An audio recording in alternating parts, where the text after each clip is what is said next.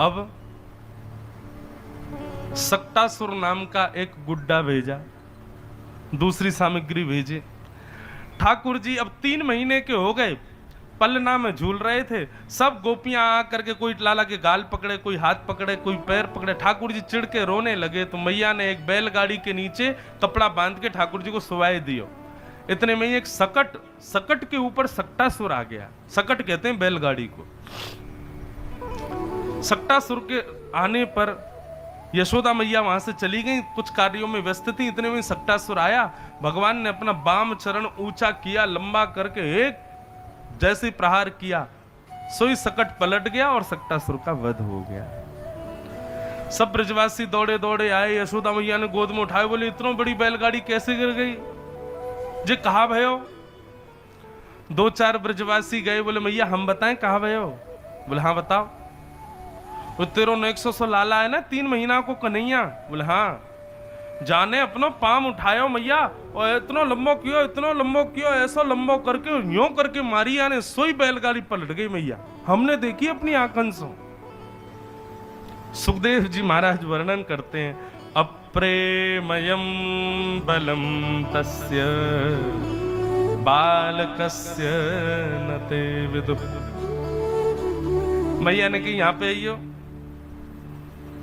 जैसे ही पास गए, बोले मेरे लाला ने पाम लंबो करके उड़ा दी ये बैलगाड़ी है। हाँ मैया तेरी सौगंध मैंने देखी। मैया ने दियो एक झूठ और बोले मेरी सौगंध और खा रहा है? तेरी मैया की उम्र की हूं, मेरी सौगंध खा रहा है? बालक बोले मैया हम सांची कह रहे हैं, हमने देखी अपनी आंखन से, अपने लाला ने इतना लंबो पाम कर लियो अपनो। सुखदेव जी कहते हैं, राजा परीक्षित सावधानी से सुनो, इसलिए ब्रजवासी ठाकुर जी को बहुत प्रिय हैं, क्योंकि ठाकुर जी ना जाने कितनी बार अपनी प्रभुता प्रकट करेंगे, लेकिन ये ब्रजवासी स्वीकार ही नहीं करेंगे कि ठाकुर जी ऐसा कर सकते हैं। बोले इसीलिए प्रेम में कभी प्रभु अपने प्रियतम की प्रभुता स्वीकार नहीं की जाए, उसकी योग्यताएं स्वीकार नहीं होती हैं। परीक्षित ठाकुर जी तो पूरी लीला कर रहे हैं भगवान जैसी, लेकिन ब्रजवासियों को भरोसा ही नहीं होगा कि ये भगवान है। मैया ने मारपीट के बालक भगा दी, बोले चल झूठ बोला, मेरो 100 लाला इतना बड़ा पाम करेगो मेरो लाला।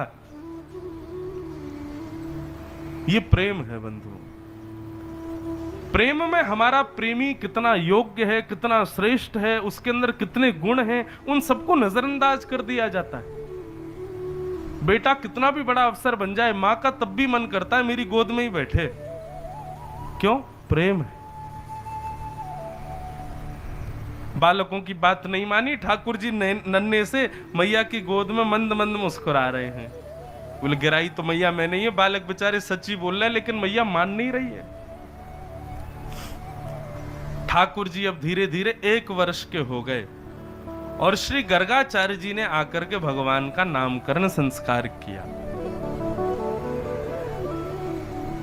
बड़े पुत्र का नाम अयम ही रोहिणी पुत्रो रमयन् सुहृदो गुणैः आख्यास्यते राम इति बलाधिक्यात् बलम विदुः। मैया ये जो है बालक, ये रोहिणी का बेटा है, इसका नाम मैं राम रखता हूं, लेकिन बल की अधिकता की वजह से सब इसको बलराम कह करके पुकारेंगे।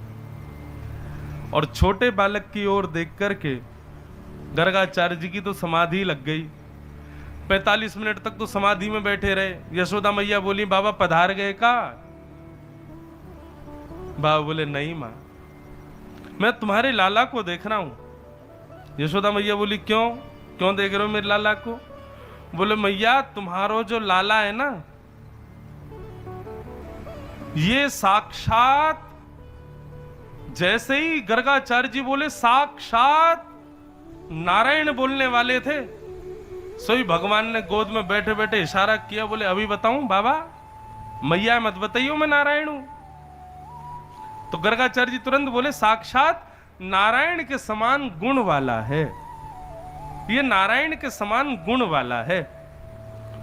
जैसे ही गर्गाचार्य जी बोले नारायण के समान गुण वाला है, तो गोद में बैठे ठाकुर जी का मैया ने कान पकड़ा और मरोड़ करके बोली दोबारा बोली हूं कौन है ये? नहीं मैया आपका लाला है। बोले हाँ।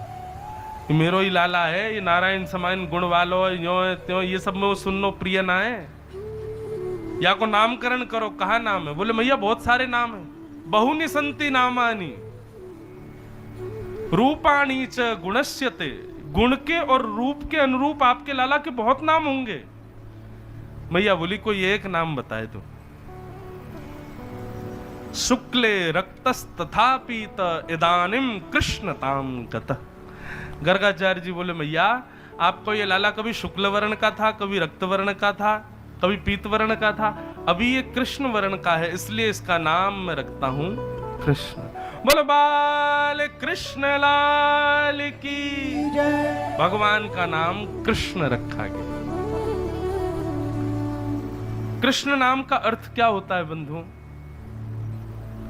जिस नाम को लेने से पृथ्वी पर रहने वाले निवृत्त हो जाते हैं उसको कृष्ण कहते हैं। कृष्ण पृथ्वीवाचक शब्द है और न निवृत्तिवाचक शब्द है।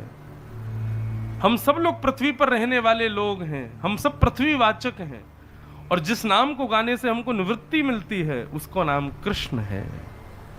ऐसे भगवान का नामकरण किया गया। अब तो ठाकुर जी थोड़े थोड़े बड़े हो गए, 2 दांत निकल आए भगवान के, और ऐसे 2 दांत निकले महाराज।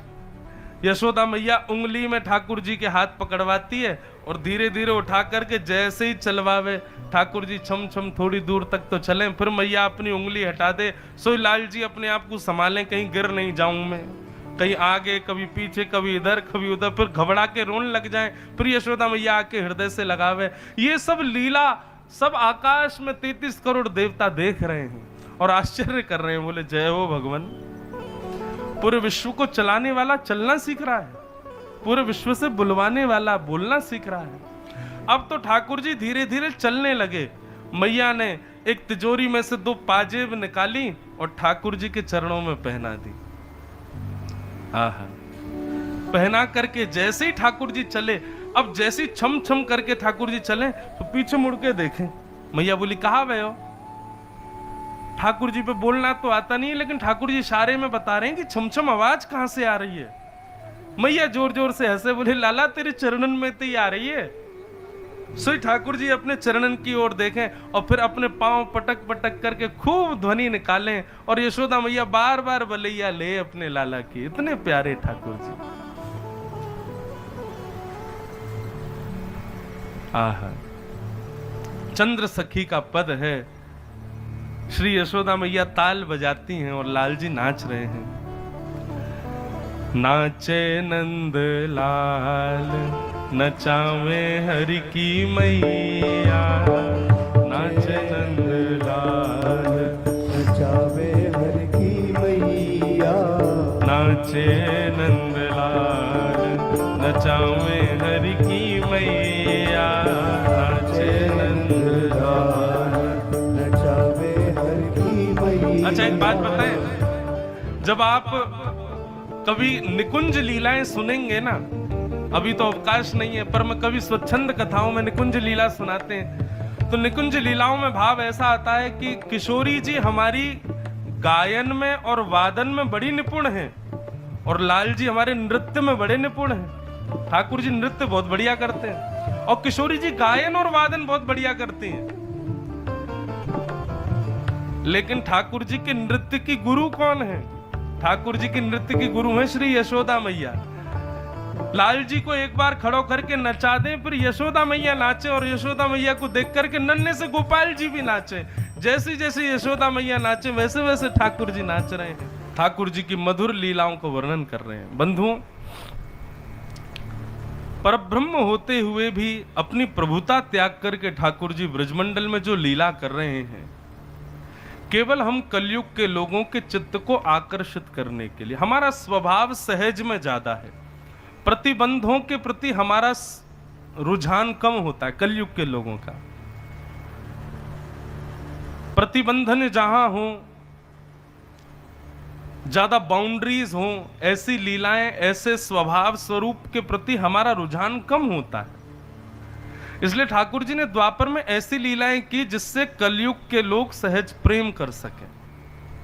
कुछ हमारी जैसी सहजता में, सरलता में ठाकुर जी अत्यंत सहज हो गए द्वापर में।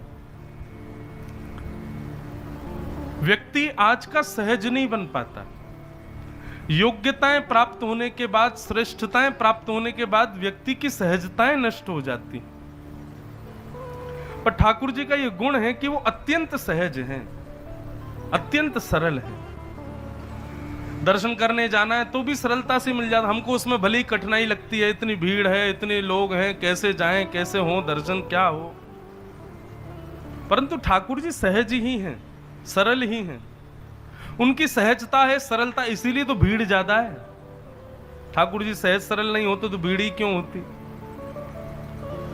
ठाकुर जी से एक गुण सीखो। गुण तो बहुत है सीखने के, पर एक गुण यह भी कि सहज रहो, सरल रहो। सहजता ठाकुर जी को प्रिय है। जय। बंधुओं,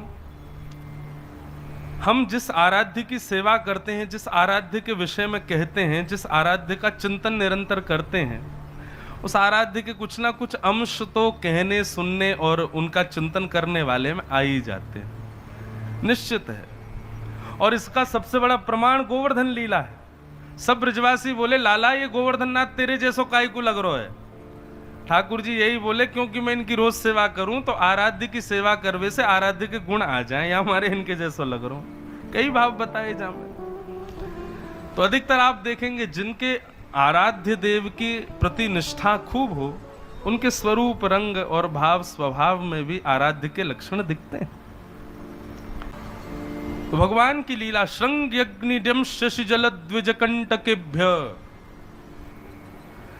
ठाकुर जी की लीला बड़ी सहज है। कोई कह नहीं सकता कि ये परमात्मा है।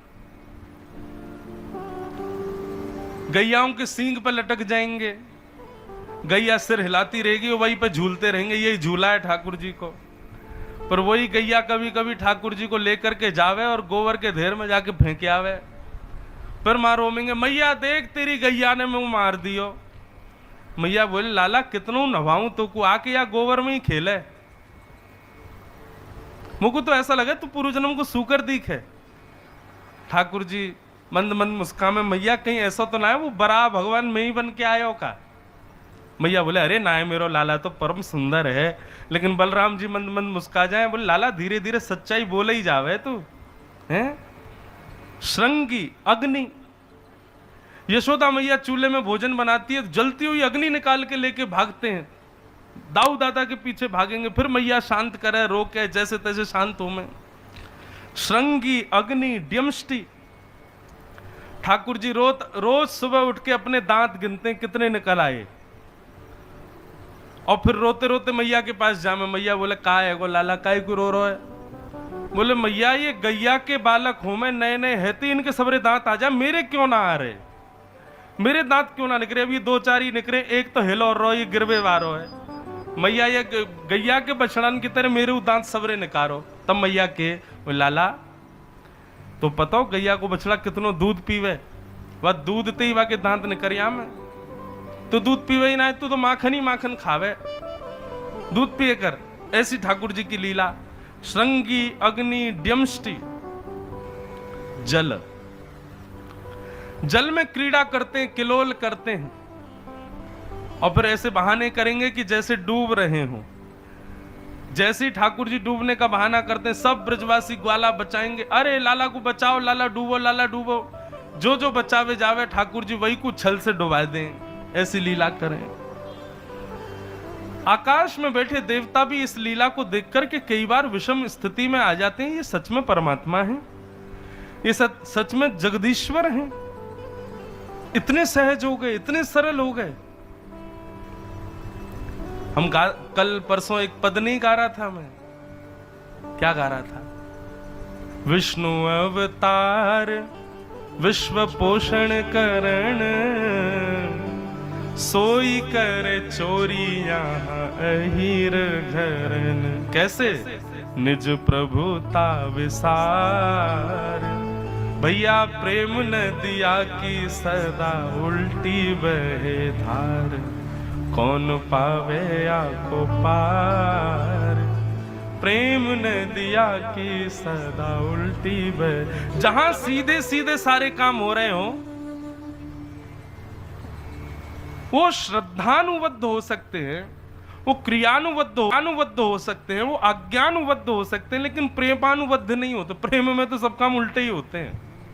ठाकुर जी की लीला ही देख लो, कहां परब्रह्म है, परमात्मा है, परंतु इतने सरल, इतने सहज ब्रजवासियों के लिए। लीला ठाकुर जी की सबको भाती है। ये ठाकुर जी ने ऐसी लीलाएं की ही इसलिए हैं ताकि कलयुग में हम आप सब लोग उनसे प्रेम कर सकें। भगवान केवल श्रद्धा के विषय नहीं है, केवल आस्था के विषय नहीं है, भगवान केवल पूजा अर्चना के विषय नहीं है। ठाकुर जी तो सेवा और प्रेम के विषय। कई लोग कहते हैं कि हम पूजा करते मन नहीं लगता, तो हम तो एक ही उत्तर दें, पूजा मत करो, सेवा करो। सेवा करोगे तो मन लगेगा। माता पिता की खाना पूर्ति करने के लिए यदि कोई व्यक्ति से केवल इनको दवाई देनी है, इनको भोजन करा, इस प्रकार करे तो माता पिता और कमजोर ही हो जाएंगे। लेकिन बालक सेवा करे, माता पिता हिष्ट पुष्ट हो जाएंगे। ठीक वैसे ही ये आप सबके घर में जो लड्डू गोपाल हैं, ये ठाकुर जी हैं, ये पूजा के भूखे नहीं है कि सुबह शाम दिया बत्ती घुमाओ उनके आगे। अरे आज रात तो हमने दिया ही नहीं जलाया, अरे ठाकुर जी ना, इसके थोड़ी उनको कोई आवश्यकता है। ठाकुर जी तो आपके प्रेम लक्षणा भक्ति के पिपासु। उनकी सेवा करो, पूजा मत करो। सेवा प्रिय है ठाकुर जी को, पूजा प्रिय नहीं है। अच्छा एक बात बताएं, पूजा और सेवा में अंतर क्या? पहली अंतर तो यह कि पूजा केवल खाना पूर्ति है, केवल ऐसे ऐसे करना है, यहां पुष्प छोड़ने, यहां तुलसी छोड़नी, जय करनी, वो बस हो गया, ये पूजा है।